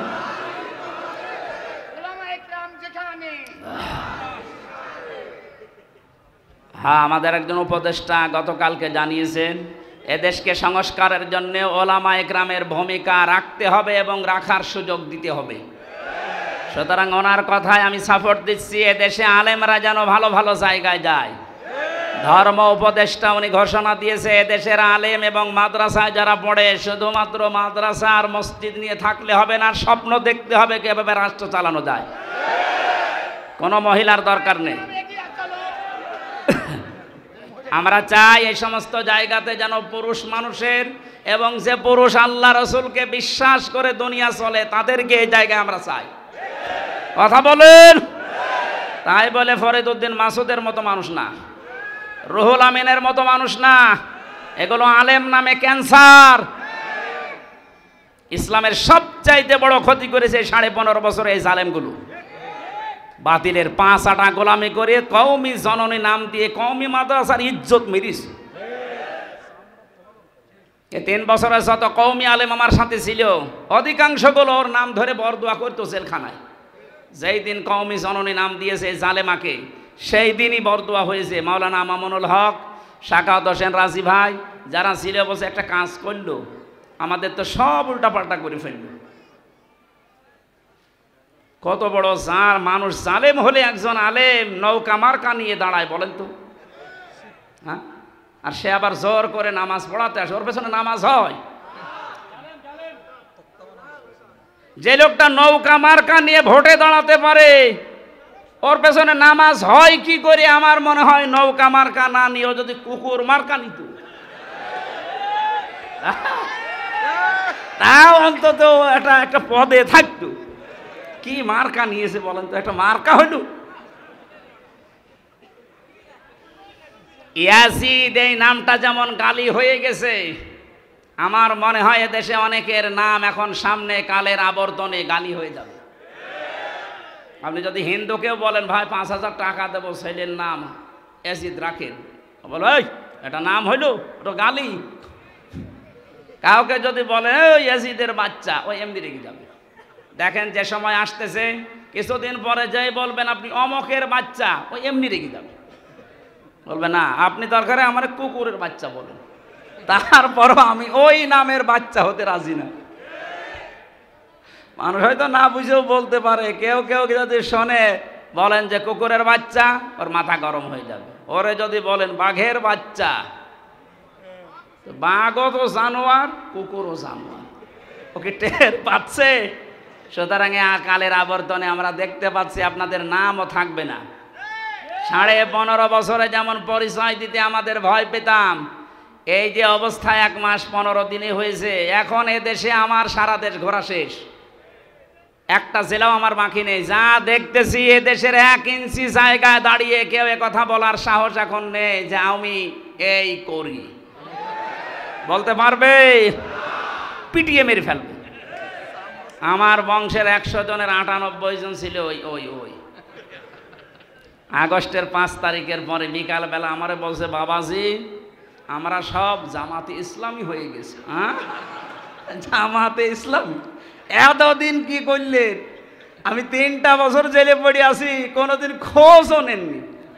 আরও আমার বাবার কাছে সে টিটকারি দিত, তো ভালোই হয়েছে। এখন ঠেলা টের পান আপনি যে হঠাৎ করেই ঘুরে গেলেন। ছোটখাটো এবং মাঝারি ধরনের জালেম যারা সব ফিরে আসতেছে, কারণ এরা জানে যে এদেশে কিয়ামতের আগে অন্তত আর দাঁড় করানো আমাদের সম্ভব না, বুঝে ফেলেছে। এই জন্যই বলছি মোড়ে মোড়ে ছবি টাঙিয়ে দেন, ফেসবুকে দিয়ে দেন যে এগুলো যেন দেশে আসতে না পারে, এলাকায় ঢুকতে না পারে। নূহ আলাইহিস সালামের ওই দোয়াই করছিল তাযার আলাল আরদি মিনাল কাফিরিনা দাজ্জার, এদের আন্ডা বাচ্চা পর্যন্ত যেন জমিনে থাকতে না পারে, কারণ ওর পেট থেকে যেটা আসবে ওটা ডবল হারামি হবে। সম্মানিত মুসল্লি কিরাম, আমরা আল্লাহর জমিনে আল্লাহর দিনের খাদেম, আমরা কেউ মালিক না। আমরা চেষ্টা করে যাচ্ছি, যদি কায়েম হতে পারে ভালো, না হলেও আমাদের অসুবিধা নেই, আমাদের বেতন আছে। কথা বলেন না কেন? এখন যিনি বাবলু সাহেব, উনি যদি বলেন এই মাস্তানরা যা করবা করো, আমি কিছু বলবো না, যদি সামনাসামনি কিছু না বলে বুঝতে হবে ওনার গোপনে কোনো দুর্বিসন্ধি আছে। কারণ এখন হয়তো কিছু বলছে না, কিন্তু যেই দিন ধরবে মস্তানদের বাপ বলার সময় দেবে না। আল্লাহ আগস্টের 5 তারিখে যেমন দেয়নি, দুপুরের খাবার খেয়ে যাবে সে সময় দেয়নি, খালি 5 মিনিট চেয়েছিল যে একটু লিখে যা। বলে কিসের লিখা? আসতেছে, আপনি তাড়াতাড়ি ওঠেন, তাড়াতাড়ি ওঠেন বলে যে কাজ করেছিল ওই সময়ের ভেতরে বলছে না আমি পদত্যাগ করিনি। তো এগুলো এই ভিডিও কি ফেরেশতারা বানিয়েছে? যতই চালাকি করেন, তাই ধোকাবাজি করেন, এতদিন পেরেছেন, এখন আর এদেশের মানুষ সতর্ক, খুব সতর্ক হয়ে আছে। বাংলাদেশ জামাত ইসলামের কেন্দ্রীয় আমির সেদিন কুষ্টিয়ায় গিয়েছিল, উনি ঘোষণা দিয়েছে আমরা কিন্তু এখন সজাগ। এদেশের 100 জনের 86 জন মানুষ এখন সজাগ, 14 জন শুধু একটু ঘরে আছে। এই ঘর কেটে যাবে ইনশাল্লাহ, যখন পিঠের ওপরে পড়বে তখন ঘর এমনি কেটে যাবে। পড়তেছেও মাঝে মাঝে, এদেরকে দিয়ে জালেমারা একটু মাঝে মাঝে দেখে যে হ্যাঁ ওরা জেগে আছে কিনা। প্রথমে লাগিয়েছিল অন্য ধর্মের লোকদেরকে, হালে পানি নেয়নি। এরপরে লাগিয়েছে প্রধান বিচারপতিকে দিয়ে একটা কু তৈরি করে, পারেনি। এরপরে লাগিয়েছে আনসারদের। কিসের আনসার? 42,000 আনসার নিয়োগ হয়েছে, তার ভেতরে 32,000 গোপালগঞ্জের। তা আমরা যে এখনো 63 জেলার লোক আছি, আমরা কি ঘাস কাটছি? সবই যদি ওই জেলার হয় তো বাংলাদেশে 63 জেলা জেলা না? পার্সেন্টেজ হিসাবে ভাগ করে দিতে পারেন না? সবগুলো ওখান থেকে, এই জন্যই তো ওরা লেগেছে। এই 17 বছর কোথায় ছিলেন আপনার অধিকার নিয়ে? হঠাৎ এখন শুরু করেছেন। পুলিশ ছাড়া যদি দেশ চলতে পারে, ও আনসার ছাড়া চলবে 1 আর 2। কোনো দরকার নেই, সাতা বিলুপ্ত করে দিন। এই জন্য আমাদের উদ্দেশ্য হচ্ছে দিন কায়েম করা এদেশে, যেহেতু দিন আল্লাহর, আর আমরা সব কামলা, আমরা সব কামলা, খাদেম, লেবার, মনীষ, জন, পাট, সার্ভেন্ট, ভিত্ত যাই বলেন, আমরা চেষ্টা চালাচ্ছি আমাদের বেতনের জন্য। বিকাল 5টায় যখন আল্লাহ আমাদেরকে বেতন দেবে, বলবে যা ওয়াসিকাল্লাযীনা তাকাউ রাব্বাহুম ইলাল জান্নাতি যুমারা। 70,000 গেট তৈরি হবে আমাদেরকে রিসিপশন করার জন্য। আজ এই দেশের নেতা যারা আসে বিভিন্ন জেলাতে, মন্ত্রী, এমপি, তাদের জন্য 8টা, 10টা, 15টা গেট হয়। আল্লাহ আল্লাহ আমরা এমন খাদেম আল্লাহর দিনের 70,000 গেট আল্লাহ বানাবে। আল্লাহ যেন এই ভাগ্য আমাদের কপালে লেখেন, বলেন আমিন। সুতরাং বিজয় আসলে যে সমস্ত কাজ সামনে আসবে তার একটা আরম্ভ হয়ে গেছে। দিন যত যাচ্ছে এদেশে দিন কায়েম হোক, এটা অনেকেই চাচ্ছে। 58 ভাগ যখন হয়ে গেছে, এটা মিথ্যা নয়। ফাসাব্বিহ বিহামদি রব্বিকা ওয়াস্তাগফির। আমাদের কাজ এখন আল্লাহর কাছে ইস্তেগফার করা, নত হওয়া, বিনয়ী হওয়া, তার কাছে তওবা করে ফিরে আসা। ইন্নাহু কানা তাওয়াবা, অবশ্যই তিনি তওবা কবুলকারী। তওবা কবুল হওয়ার জন্য শর্ত আছে 3টা। কয়টা? বলেন বলেন। 1 নম্বরে অপরাধ করার পরে স্বীকৃতি দেওয়া। আমি সহ যারা এখানে আছি, এই কান লাগান, আমরা প্রত্যেককে আল্লাহর কাছে এখন প্রকাশ্যে স্বীকৃতি দিচ্ছি যে আমরা অপরাধী। বলেন বলেন। আমরা অপরাধী না, আমরা গোপনে না, প্রকাশ্যে বলছি আল্লাহ আমরা অপরাধী। 2 নম্বরে আমরা অনুশোচনা করছি, অনুতপ্ত আমরা। 3 নম্বরে জীবনে যা ভুল করেছি ওই ভুলে আর কোনোদিন ফেরত যাব না। আল্লাহ আমাদের তাওবা অবশ্যই কবুল করবেন, কারণ তিনি গফুর, গফফার, সাত্তার সব নাম নিয়ে বসে আছেন। এই মাহফিলটা মাদ্রাসার উন্নয়নের জন্য দিয়েছিলেন। আল্লাযী খালাকা কুল্লা শাইইন যাওজাইন ওয়া আওজাবা আলাইনাল ইহসানা বিল ওয়ালিদাইন ওয়া নাশহাদু আল্লা ইলাহা ইল্লাল্লাহু ওয়াহদাহু লা শারীকা লাহু وأشهد أن محمدا عبده ورسوله سيد الكونين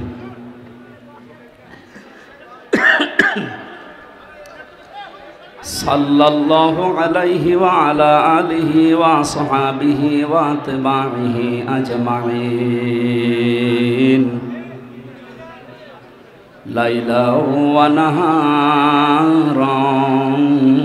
في الطرفين فقد قال الله تعالى في كلامه المجيد وبرهانه التوحيد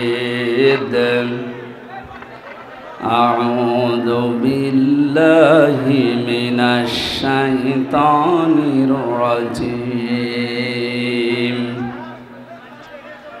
بسم الله الرحمن الرحيم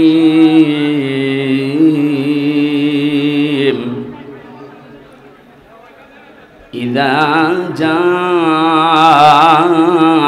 نصر الله والفتح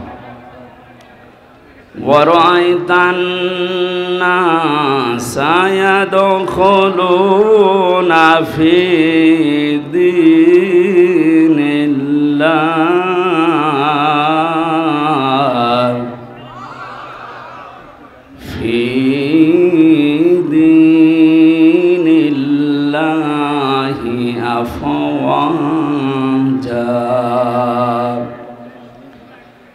فسبح بحمد ربك واستغفر إنه كان توابا